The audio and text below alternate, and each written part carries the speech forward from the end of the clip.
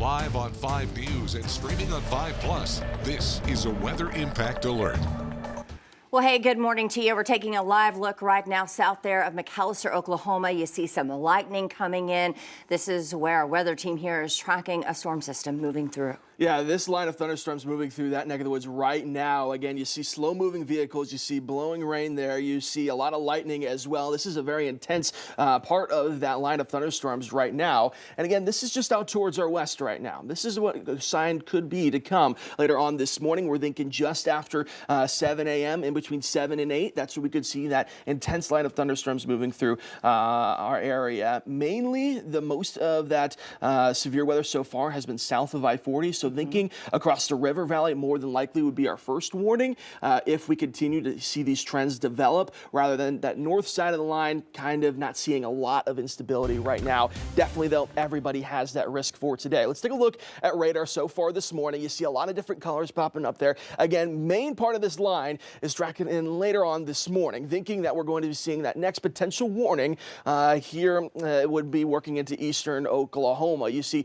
a few tornado warnings there. That's those red polygons where we're seeing multiple signs of rotation, but also what you see there is a yellow polygon, that severe thunderstorm warning. Along this line, you can find wind gusts 60 up to 70 miles per hour along with the rotation as well. So again, northwest Arkansas, the river valley, no matter where you are this morning, again, you're thinking about that morning commute, more than likely going to be a bit messy outside, at least some heavy rainfall, but also the chances of some very strong winds mixing in there as well. I want to take a closer look at where most of those warnings are right now. Again, this is stretching from McAlester, crossing over I-40 and reaching almost to the Tulsa Metro. That's a very a lot of coverage there between where those warnings are right now, where a lot of those strong winds, a lot of those signs of rotation have been so far this morning. The National Weather Service has continued to update the tornado watch this morning. We started off with Scott and LaFleur counties underneath that watch until 11 a.m. But since then, Sequoia County has also been added as well. Even if you don't have a watch right now, don't let up this morning.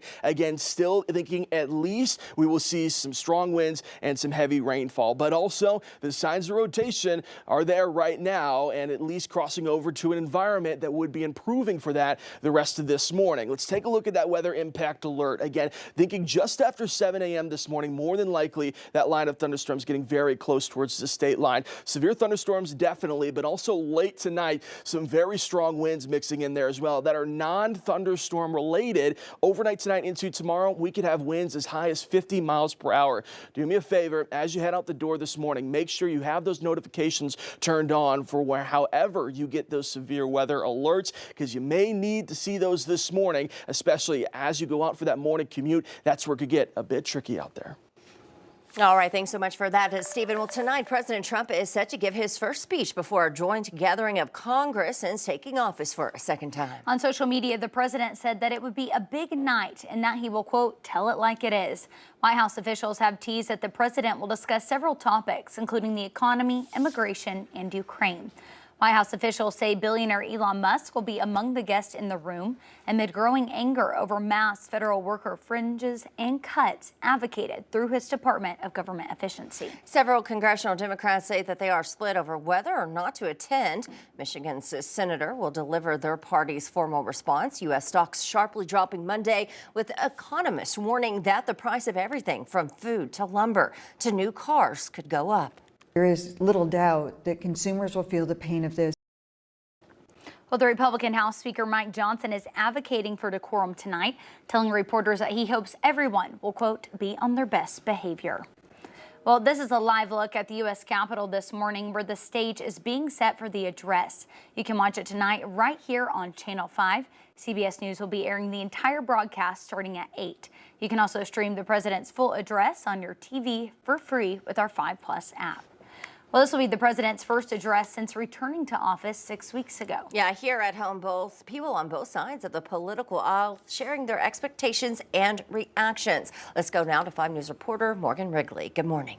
Good morning, guys. Well, this address typically outlines key priorities and goals. Today, we're hearing reaction from both Democrats and Republicans here at home. While some are taking to the streets to make their voices heard, others say they're concentrating on strengthening their party's foundations. Barbara Tillman, chairman of the Benton County Republican Party, said she's looking forward to the address, saying she believes the speed of President Trump's actions is crucial to success and that mistakes made in the early stages of the administration are part of the learning process as they move forward.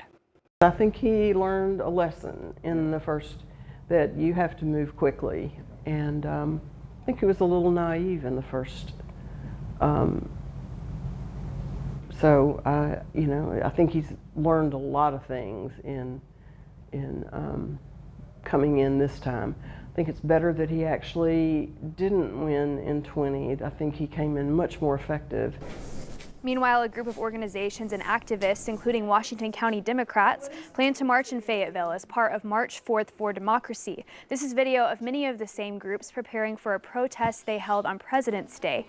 Casey Cromwell, one of the organizers of the march, says it's a call to action for civic engagement and a response to what they see as growing threats to democracy.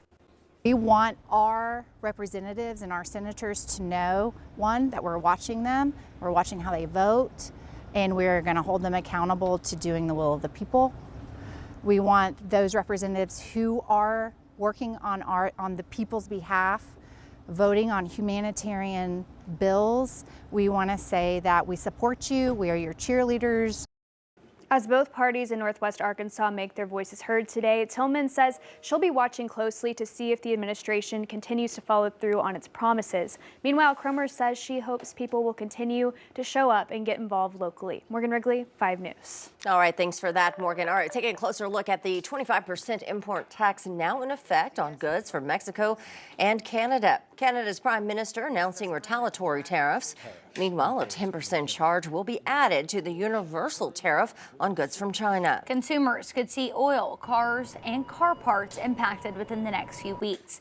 It could take another 6 to 9 months to feel the effects on agriculture, toys, and home building supplies. I don't think it's likely that these Chinese companies would eat all of the cost, but you do have to remember China is in a tough spot economically. They need to keep access to these U.S. buyers and consumers in order to get out of that. Where China could hit us, though, is with retaliatory tariffs. Financial markets tanked Monday on the news, joining recent surveys showing confidence slipping among consumers as prices begin to rise again. Well, state lawmakers continue forward with plans to build a 3,000-bed prison in Franklin County. And this morning, we're getting a better idea of how much that prison will cost to build. On Monday, state lawmakers released their initial estimate for construction, which is $825 million. Representatives for the construction company say that there's still key evaluations that need to be done in order to refine that final price tag. This comes after the Joint Budget Committee failed to get enough votes to draft an appropriations bill for the project. Senator Brian King releasing this statement, saying in part that the figure is not close to what the total cost will be. The taxpayers should be terrified at how this disaster is being managed. State Senator Jonathan Desmang, though, who filed one of the appropriation bills and is also the co-chair of the committee, said that by securing the appropriation and maintaining a proper level of oversight, the state will build safer and stronger. And we're following a developing story out of Logan County, where Arkansas State Police are investigating a homicide. They say 84-year-old William Harris was found dead in a home near Delaware, Arkansas. This was over the weekend.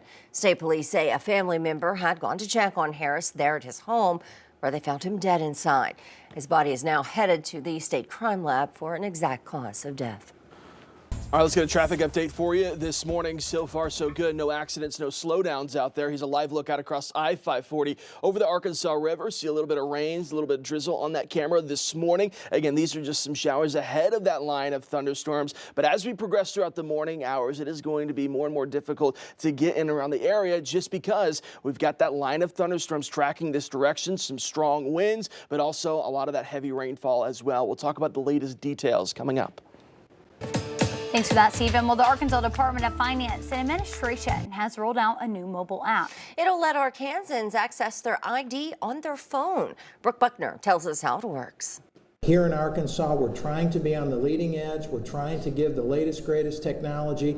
And now, through the new mobile ID app, you can have a digital version of your driver's license or state ID. It's an encrypted solution. It lets you be able to control what information that you're sharing and gives you the opportunity to be able to, at some point, be able to avoid using a actual physical license. Because the app is in its very beginning stages, Department of Finance and Administration Secretary Jim Hudson says you still need to keep your hard copy of your license with you. You'll probably still have to have that license for driving your car because we haven't quite yet equipped all of law enforcement with the devices to be able to read that. But in the short term, you're going to have a couple of real opportunities for use cases for that app. The DFA is currently working with TSA to roll out the app. Once that process is completed, you have your driver's license information on your device. You have your boarding pass on your device. When you get ready to travel, all you have to do is have that phone and go through security. And Hudson says it might take a few weeks or months before a business accepts it as a valid form of ID. Hill Station bar manager Max Oliver says he's optimistic about the new resource, but still has some questions about it. Curious of how exactly something like that's going to work, not just from the side of the consumer, but also for us. You know, safety protocols are wonderful.